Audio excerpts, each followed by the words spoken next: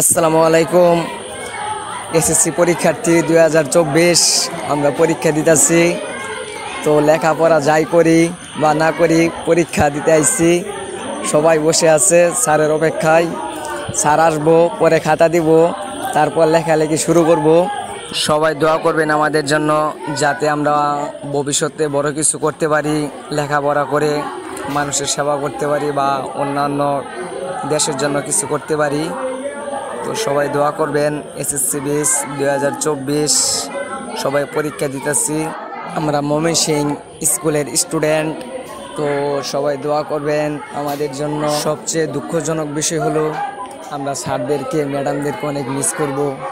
Sir ম্যাডামরা আমাদেরকে অনেক কিছু শিখিয়েছে।